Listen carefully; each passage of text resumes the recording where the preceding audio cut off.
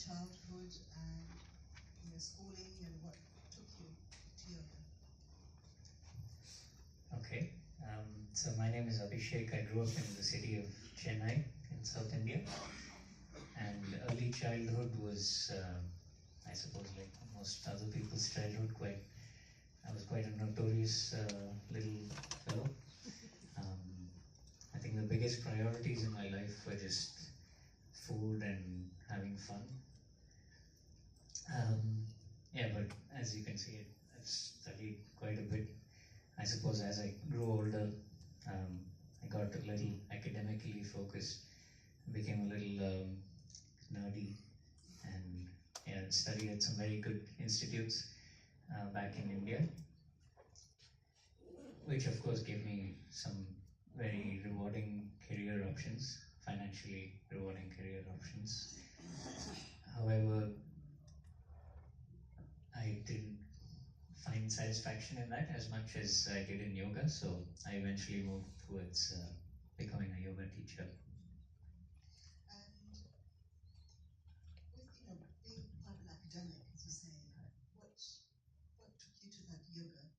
What made you start doing yoga? This is a tricky question, so I have to answer it carefully because I know there are a few academics here as well.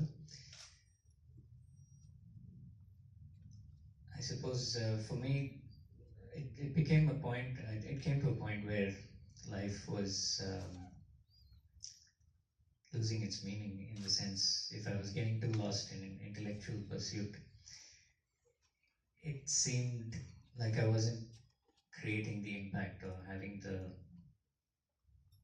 impact that I wanted to have on people around me. And this is something I found with teaching yoga that I haven't found in any other activity, this satisfaction and this impact that I can create in other people's lives. It's a total career change by the sounds of it. That's right. So the last job, real job that I had before I became a yoga teacher was I was an acoustic engineer, so fixing noise problems and things like that. It was a very challenging job. I loved the company that I worked with. It was a good, rewarding profession. But as I said, it didn't give me the same satisfaction that teaching yoga did. And why did you move to Australia? What brought you here?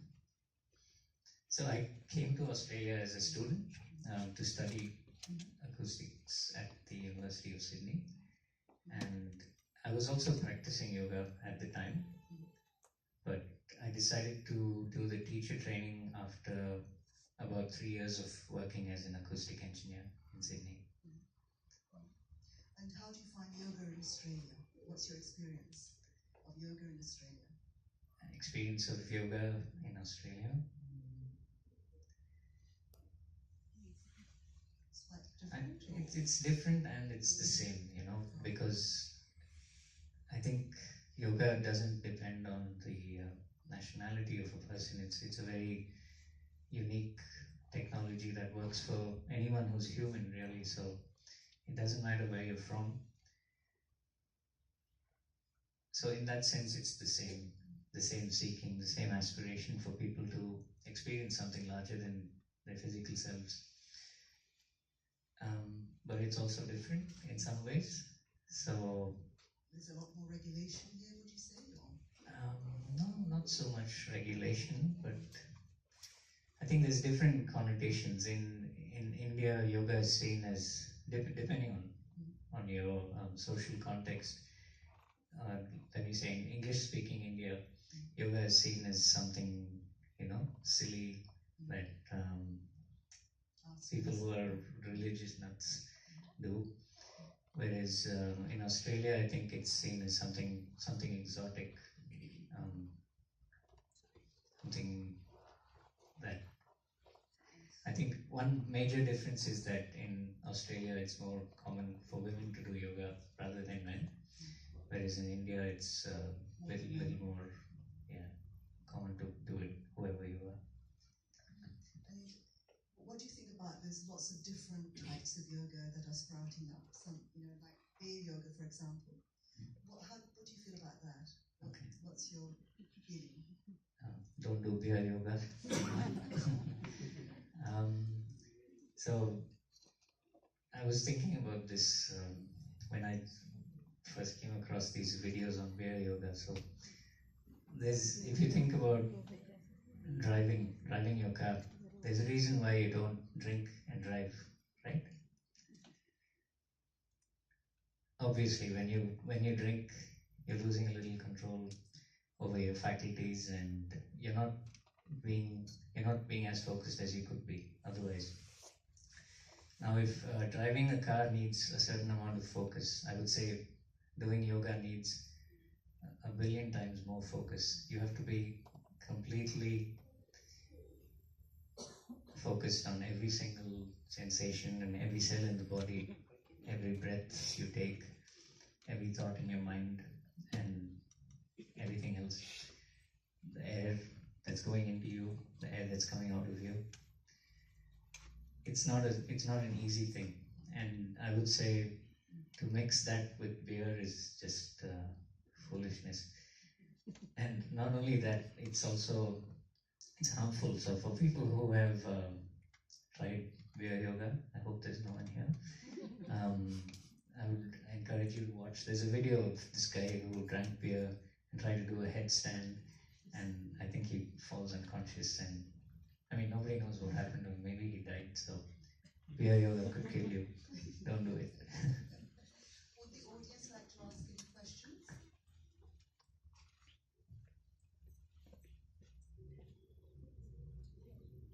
What about Bikram yoga? Hi, I'm a yoga practitioner. I love it. I'm just interested in your experiences in India with yoga compared to here, and the spiritual aspect. Do you see a different side to the spiritual aspect here in Australia as compared to in India or other parts of the world? So I studied yoga at the Isha Yoga Center, which is in Coimbatore, South India. And in this space, Sadhguru has created certain energy centers which make the experience of learning and practicing yoga very powerful. So I find it's hard to explain because these things are a little mystical, but if you were to travel to the Isha Yoga Center, you could experience it firsthand. So that is one major difference that I find is not present here. But in terms of the practice itself and what it can do for you, I think it doesn't really matter wherever you are. There are some technical differences when you're in the northern hemisphere and in the southern hemisphere with regards to how the body functions and its relation with the cosmos. But I think that's a little too technical, so let me not go into that. Thank you.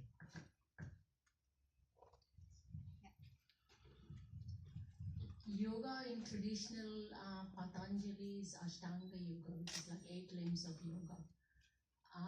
What do you think is the reasons it's become like Eka Anga? Like only concentration on basically asanas.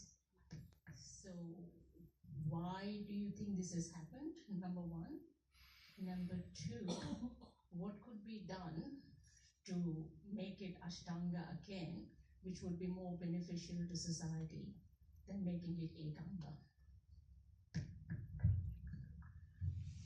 So there's many ways to look at this, but what Sadhguru says is that the journey of the individual in the modern world has somehow moved from the subtler aspects of the human mechanism to the grosser physical aspects. So even with yoga, this has happened, Perhaps there was a time a few hundred years ago where there were many yogis and many people choosing the path of yoga, whereas now it has become more or almost like a physical exercise that people do just for their physical well-being. and of course mental well-being. What we can do is, I suppose, guide them towards those deeper, subtler aspects by inspiring them, firstly by practicing it ourselves. If you can find a guru who's proficient in these tools, to learn something and practice it for yourself, so you make that a reality in your life, in your inner experience, and this will naturally inspire the people around you to pursue that. I just want to ask one more question. A lot of people aren't happy with their careers, they're not satisfied. If they're passionate about yoga, what would you suggest to them in terms of, if they're not happy with their careers, they're passionate about yoga, what would you suggest to them?